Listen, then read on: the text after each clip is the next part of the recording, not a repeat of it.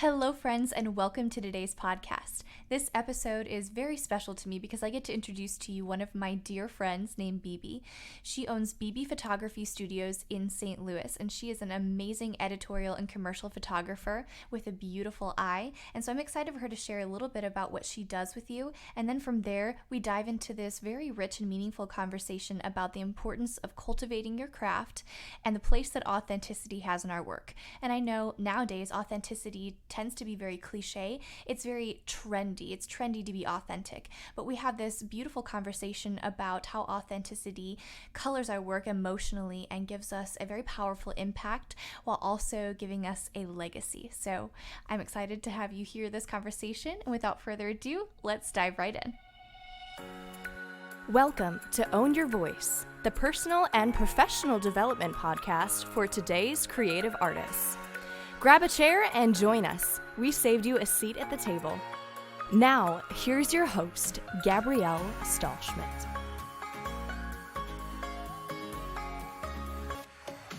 Well, welcome. I am so excited to have with me today Bibi of Bibi Photography Studio. So you can find her on her website at www.bbphotostudio.com and on Instagram at bb_photography_01.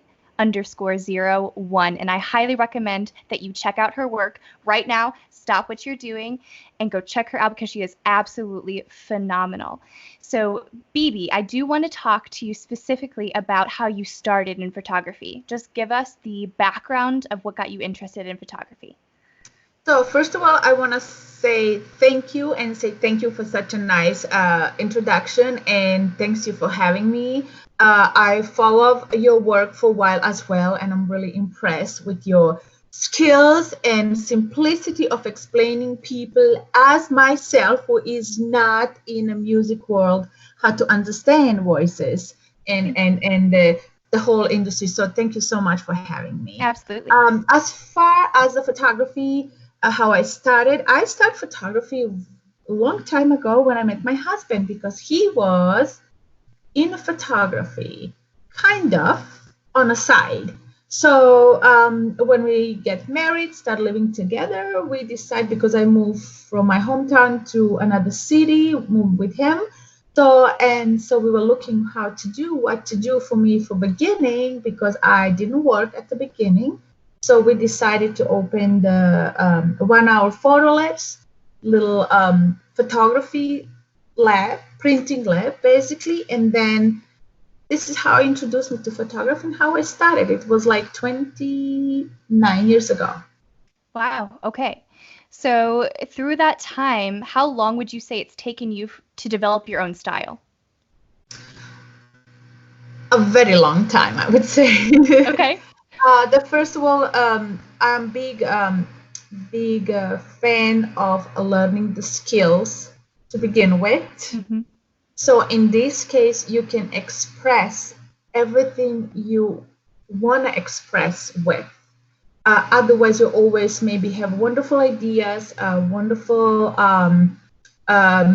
creative, I would say, you have wonderful ideas, but always something is missing, because you are missing the tools, education, to understand how you put in reality everything what you have in your mind. Mm-hmm. So for me, I started first learning the skills, techniques, and then I started implementing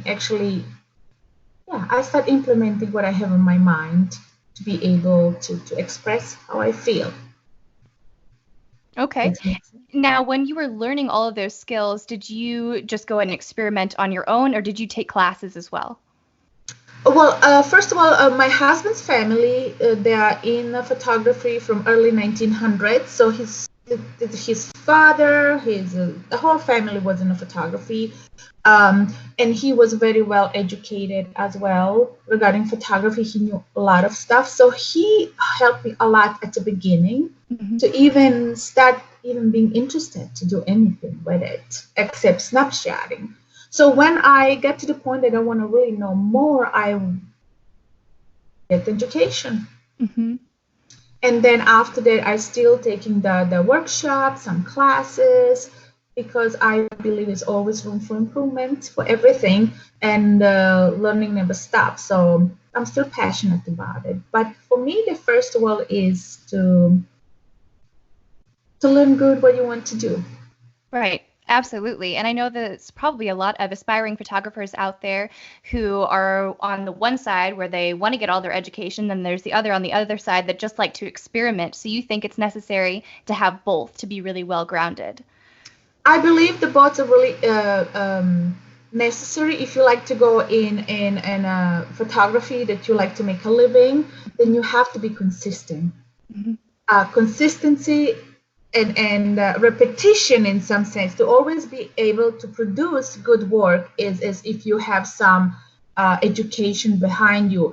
And maybe not necessary that you have to go into school, but you can have like mentor or somebody you trust, and learning from the people who know the craft, so you can start implementing in your own work and daily base, and then always be able to produce good work or acceptable work no matter what. So you Right. cannot fail. And this is the main thing for me, from my standpoint, that if you know what are you doing, then no matter which kind of circumstances you are in, you will be able to produce accepted work and be able to get rehired and recommended to other people. Right. So that's That's how I really, believe. really good advice. Now, talking about mentorship and people that you looked up to, who was a photographer or a mentor that you looked up to in your journey? So the mainly was I love portrait and studio photographers. This is something what I'm really, really passionate about. So there was a few photographers. I originally I come from Eastern Europe, and there's a lot of photographers I really admire from that part, and they were more accessible than photographers from Western world.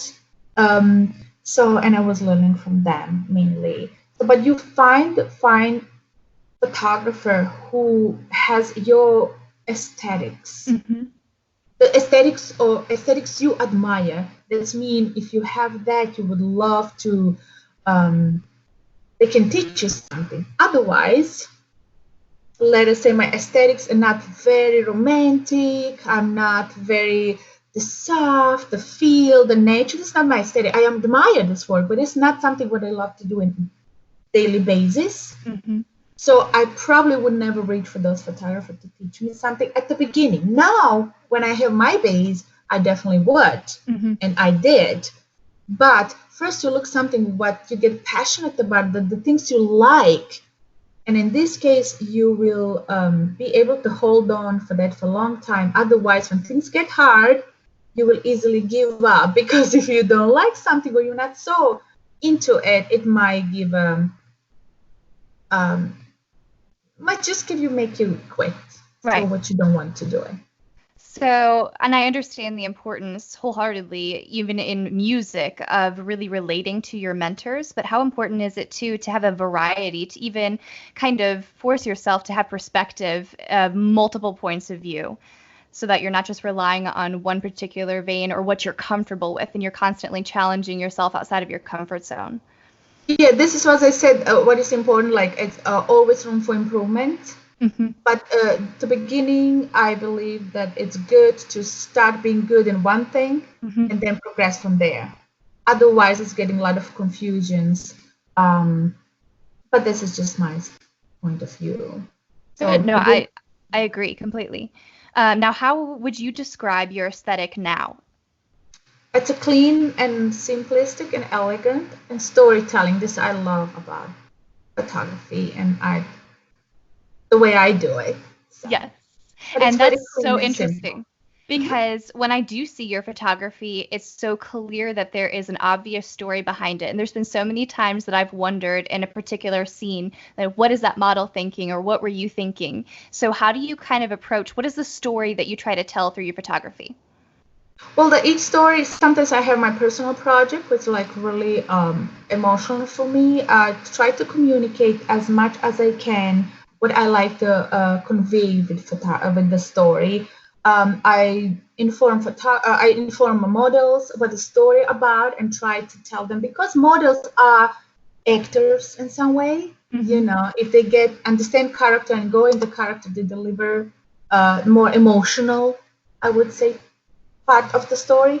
So I communicate with everybody and give them good directions and telling them my story so they understand and can follow the storyline. Right. And this is how it goes. That's a mark of a fantastic photographer, too, that tells their model exactly what it is they want. And I can absolutely see that because your work just pops with that rich storytelling. So that's something that I've always really admired about your photography.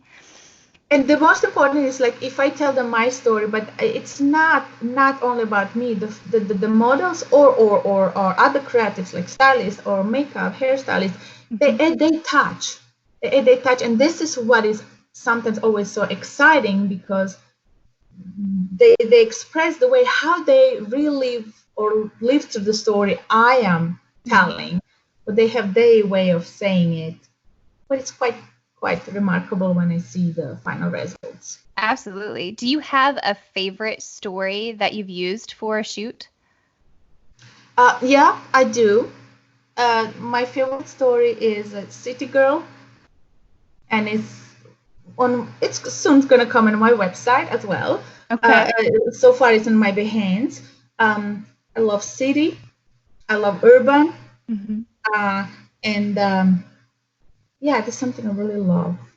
I love about this story. It's a girl lost, going to the city, wondering how it's gonna find somebody who will trust and who will love and who will love her. It's quite lovely. Oh, that sounds really beautiful. I'm excited to see it very much. Now, what do you find on the flip side is one of the biggest challenges of photography? A biggest challenge of photography. Well, photography is teamwork. It is not me as a photographer. It is not a model. It's not the hair or makeup. It's all team. So when we have a whole team who is really eager to do good work and do best as they can, then it's always good. If we have somebody in a team who is not following or not into the aesthetics or something, so they're just there to do things, then probably this is the hardest part for me to follow through the shoot, because the shoot never come up good. Right. So it's a teamwork. So it's hard to say different. Yeah, it's a lot like music. Yeah, it's the same as a music, especially if you're performing somebody, I assume, Yes. isn't it? How you do it. So like if you're maybe the piano player or somebody's not following your voice or opposite, then it comes. Exactly. The story's not complete, isn't it? Right. So that completely makes sense to me. So what to you makes a good photograph? Well, it's many different ways of good photograph, depending if it's creative work, or editorial.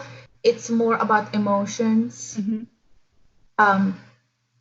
If it's commercial, then of course it's technical part, to my opinion. So, but the good photograph is photograph who is. I love quiet photography. It's not screaming to you, and it's like crazy poses. Crazy poses. Too extreme. I love quiet, clean and memorable. I remember those photographs from others, those images. So I adore this type of photography. And emotion, something bring to you, so you get to your conclusion, what you want to feel or think about the image, but intriguing you something to think or feel. So it's very much like abstract art, something that makes you think about it. It is very subjective, I would say, in some sense. It depends who you as a person and how you will experience.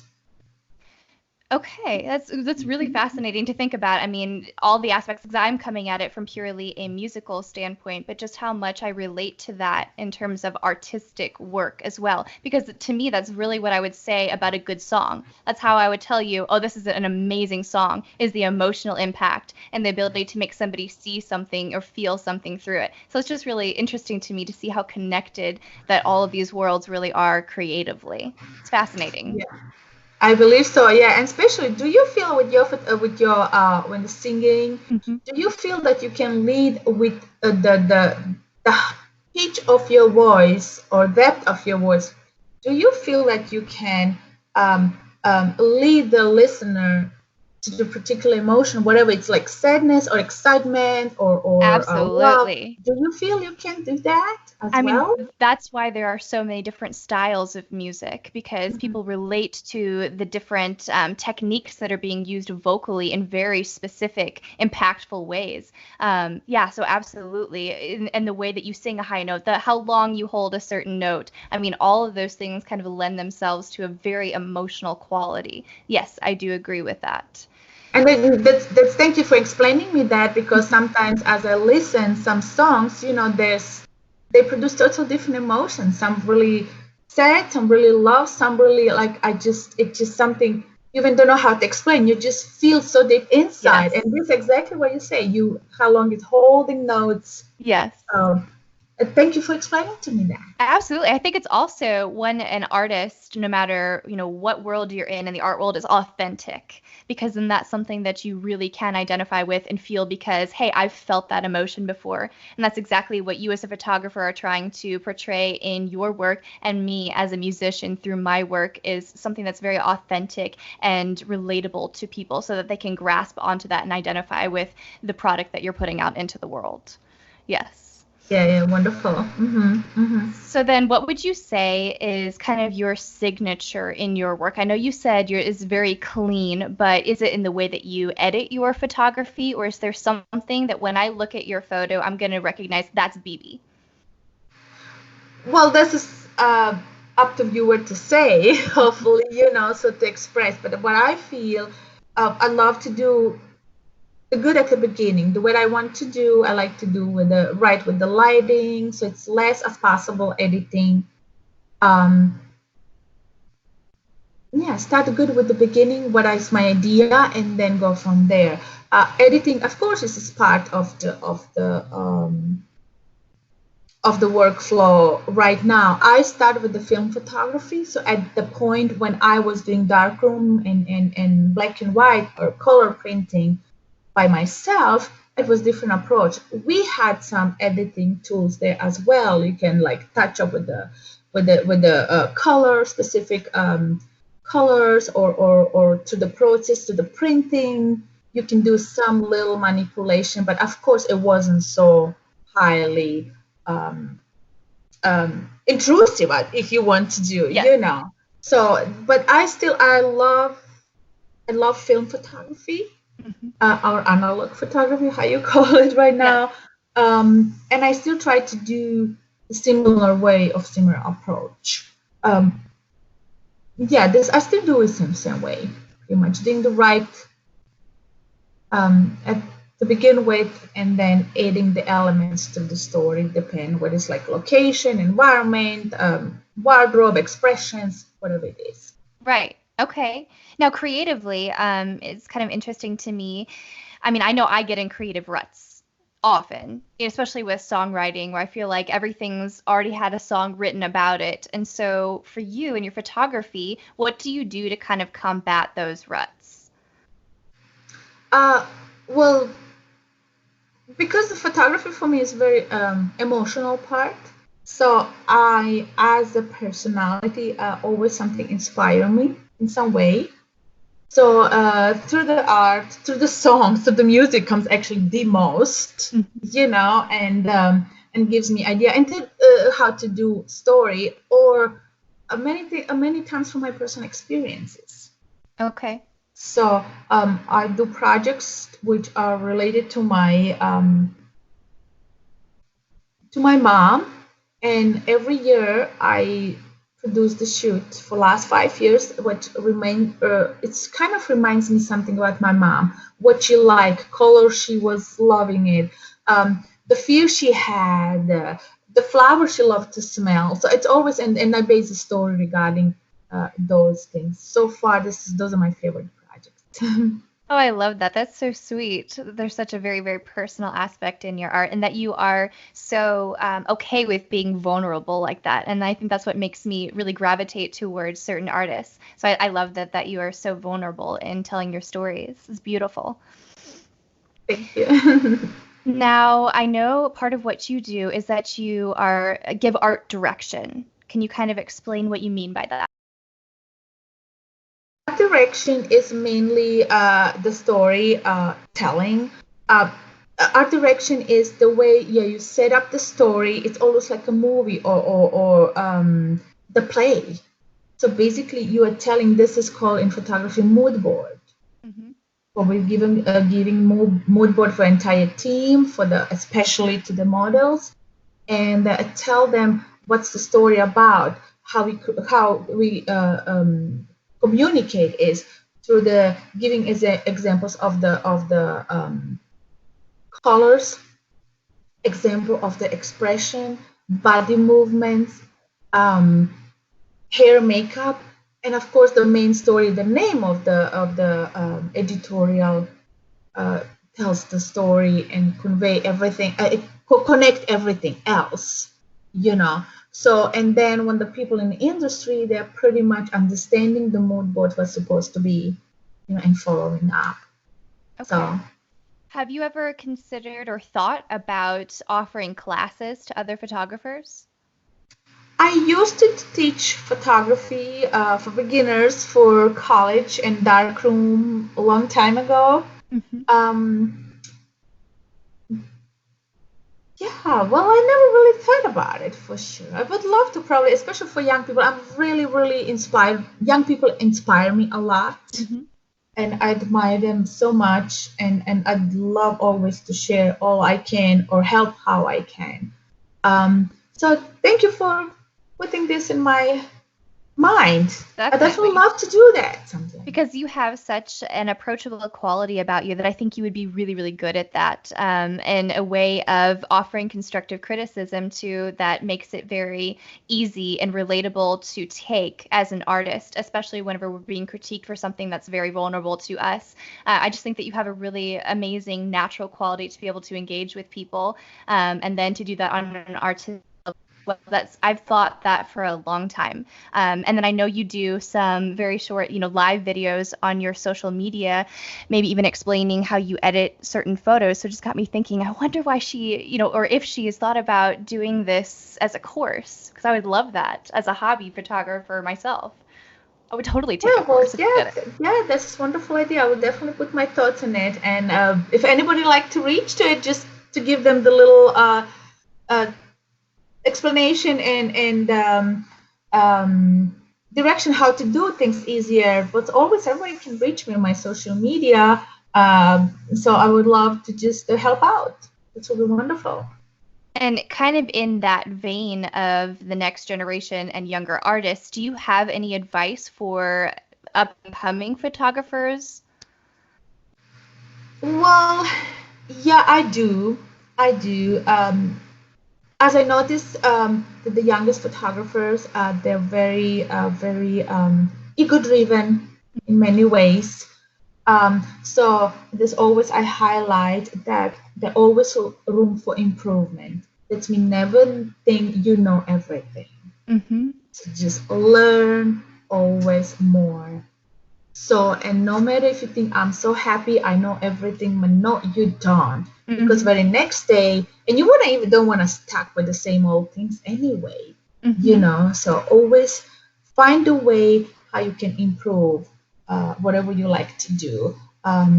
Be more, be more open to get idea from other creatives you are with or working with Mm-hmm. you. So as I noticed, it's a teamwork. It's not ultimate mine or yours. Right. So, and that's going to improve your photography or your storytelling to the next level, I believe. So, and then learn techniques. Yes. Photoshop, it's wonderful tool, but what if one day you don't have it? You have to produce without it. So learn those techniques, and then your Photoshop hours going to be less, and you're going to be happy, and you're going to be able to be on a shoot more than sitting in a computer and editing your photos. This is what I try to tell my students about, the importance of warming up and learning your technique as a vocalist as well, because absolutely we can be self-taught, but when you do have those solid foundational techniques, it just takes you to the next level and so much quicker than it would have if you had just fought through, on your own and didn't learn those base level techniques. So I totally understand and relate to that too. Yeah, as you say, so your students, when they learn how not to hurt they throat or so they can definitely blossom after that. Absolutely. Yeah. And that's I guess, the fast track path to understanding more about who you are as an artist as well, because that's when you really understand what it is that you're asking yourself to do, for me, vocally. And then you discover even quicker what you can do and then what you want to tell through what you do. So I definitely have discovered and what you're that really to be true. good at it. Yeah, and what Exactly. you're good, and so you more progress this part than maybe work. Sometimes now you put me in a position that I'm thinking. So some people say work on your weaknesses. Yes. But this is not. So understand who you are and learn techniques, and then work more on those what you're good at it, and then your weaknesses, try to improve it. By what to waste your time to work only in weaknesses and what you're good at it, it's never come to the full blossom, isn't it? Right. Right. That's what I'm thinking. That was so good. We're going to put that up on a quote. Oh, thank you. So true, because otherwise then it's just frustrating, and then you never get anywhere. Yeah, you just Exactly. So I absolutely agree. Now kind of explain to me a little bit about the equipment that you use. Well, I'm using professional equipment. It's mainly Canon cameras. This is my main, because I started with Canon, so I stayed with Canon for the long time. When I was in film photography, I use a medium format camera, the Hasselblad and size lenses, which is like my ultimate love still. But camera is not that important. I would say any tool is good if you know how to use it. That's so good. So sometimes the camera brand or this and that, it's not that crucial. It can help you to get a little better images, a little sharper, a little this or a little that. But if you don't know how to begin with, how to create that vision you have or assignment, it just doesn't matter. You can have the best things in the world, not going to bring you anywhere. Absolutely. Oh, I love that. And so that would be your recommendation for those who are maybe looking at starting, or maybe even taking themselves from hobby photographers to professional photographers. Just learn your craft, and then kind of everything falls in line after that. Yes, and then you will be able, and you will understand once, when you later say if your hobby is photographer and you have like the camera, the beginner camera, or this or that camera. So then you're starting to understand what your camera can do and where you are missing, because otherwise you have the best tools in the world, as I say, and then you even don't know what's the difference. Yeah, absolutely. Yeah, because you always think, oh, my camera is so good that the camera can do this or that. No, it's not. It's important that the way how you learn to use the camera. It's, again, I'm going back to the education, Right. I'm always going back to education. What a form of education? Formal education, you have some mentors, whatever you prefer, but you choose somebody who will teach you, or who will teach you right.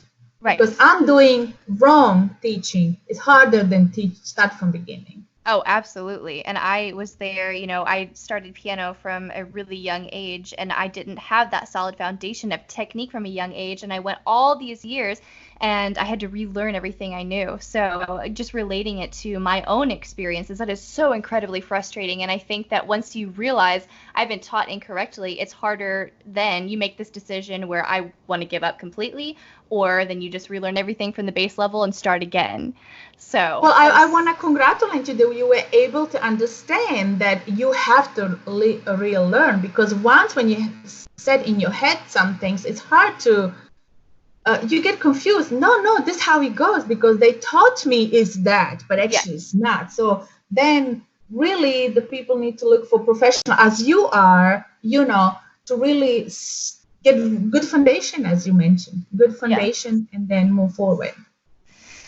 So I kind of want to wrap up, but going back to the creative aspect of what you do, I see so many people out there on Instagram and YouTube doing these different challenges with their photography.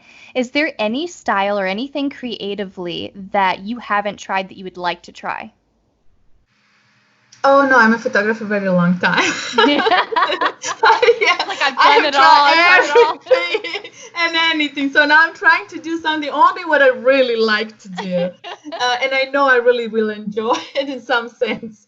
Okay. So, well, one thing maybe I would like to put a little bit more time is the still life product photography. Yeah, I was really interested for some time in it. Then I fell in love in the people, photographing people. So, but this is something but I still do from time to time. But I'm thinking maybe to spend a little bit more time or on my free time to try to experiment more and Okay. try to convey emotion with the still life photography, which is quite difficult, I believe so. Yes. Again, this question just popped into my head. What time of day do you like to shoot at best? Well, I like to shoot mornings. Okay. Yeah, this is more focused or fresh minded and so on. This is how I like to do. So that's mean from morning to 2 o'clock is I think I'm most productive. After that, you go in trying to bring just things to the end. It's getting Yes. tired because it's a physical. I mean, photography is very it looks glamorous in many ways where you see at end or how the people portray, but photography is a physical work Mm-hmm. Mm-hmm. too. So it's hard on your physiques. It's hard on your mentally because the focus has to be on the highest level as possible, and you have to be in control. So it's quite exhausting work. So this morning hours are the best to do that. So Well, you make it look so simple, so I wouldn't have guessed that at all. You like never break a sweat. You're always so calm and collected. So you just make it look beautiful. Even watching, in the art of, because I don't know if my viewers will know this, but I've actually known Bibi for a couple of years because we met through my sister, who's a professional model, and they have worked by the way, together. Abby Smith, she's one of my Yes, she's favorite amazing. models. She is why I love her. I just want to now a little brag about it. Why I Sure. love her, she is so versatile. I mean, she can deliver many different characters, many Yes. different looks, which you have models who are like good and be high fashion, models who are good to be lifestyle, models who are makeup, a close up beauty shots. Right. She somehow is good in everything. Yes, I And know. she always, yeah, this is something what I just really enjoy every time I have a chance to work with her, because she's so busy with traveling and Yes, she other is. her music. Yeah, so this is something I always look up to. Well, that's so sweet because we both love you to death. So I know she absolutely loves working with you, and she says too just how refreshing it is to actually work with someone that gives clear direction and that has a true artistic vision behind what they do. So I know that she really respects and admires your work for that as well. And I've seen the photos, and every single one of them is gorgeous. I love all of them. And you know what? She is in everyone. She's different girl. Yes. Or she's like from high fashion to glamorous to soft and darling to really vamp woman, like fan fatale. It's just like, whoa, what just happened? I know. She just does it all. Yeah. And it's really cool to me too, because I've gotten to see the growth process in her from the time that she started modeling until now, and just how that's changed. It's such a beautiful thing just watching someone kind of blossom into that confidence. And that's something that she really just has, this strong self-awareness and confidence. And a good photographer will bring out all of those aspects in a good model as well. So yeah, but I have a question for you now. As far because I know you're in the music and Abby's in the music, so and basically and Abby's music and the modeling. So I learned after the fact that she does the music as well. So, but I have seen some a beginning performance from you two girls. So basically, you both together started in the music. Who actually had this idea that you want to be in the music? This is you, because I know you were playing piano and all. I was absolutely amazed. Oh, thanks. But yes, so I started first in piano, but she was the one that started first in voice. And it really didn't spark my interest until I heard her singing around all the time. And I was like, you know what? I want to do that. She's just so joyful. There's a presence about her in music that I really admired. And so I started singing after she started lessons, and the duet partner, that just built in music partner, was something that was always there from the beginning. And we always performed together, we practiced together, and we just had that natural sense of chemistry, of understanding, each other's timing. So again, like that very collaborative teamwork. So there really hasn't been a time that I can remember that we haven't been doing that together. Yeah. So wow, this is so you're actually inspiring each other to the whole. Absolutely. This is wonderful. Yes. And I said, if you ever have a chance to play to people something what you have done together, girls, and you're so different. Yeah. You're so different the way you how you interpret yourself to the music, but it's so cohesive when you do it together. It's quite remarkable. So I encourage everybody to see somebody, post something just as a memories or something. I think people will really love to see that. Well, I appreciate that. That's very sweet. And we have talked about recently writing some music together, and we've tossed back and forth the idea of putting together an album. So stay tuned, because that could be coming shortly. But yes, we are planning to do that now that our schedules are a little bit more in line, and we're quarantined together, so we have to make music together. Lovely. We have no choice. All right. Well, again, I wanted to thank you so much for being on this podcast. And for any of you who are not familiar with Bibi's work, again, check out her work on Instagram and on her website. Instagram is at Bibi_photography_01. And her website is www.bbphotostudio.com. Check her out. Book her. She is absolutely incredible. Thank you the sweetest person. Thank you so much. I thank you for having me at your show, and I appreciate so much. And I look forward to working together in the near future. So do I. Thank you. Have a good evening. You too. Bye-bye. Thank you. Thank you so much for tuning into today's episode. We hope that we inspired you with our conversation. Definitely give us a comment on Instagram and let us know your thoughts at Own Your Voice Podcast on today's episode. And while you're there, leave us a comment with some names that you would like to see interviewed on this podcast. We're always looking for new recommendations, and we'd love to hear your thoughts. We cannot wait to see you again soon. And until then, we will see you on Instagram land. To learn more about the Own Your Voice podcast or to join the growing community, visit GabrielleStudioofMusic.com and the Own Your Voice podcast on Instagram. As always, remain committed to owning the power of your unique voice, because what you have to say, both musically and personally, is much too important not to be heard.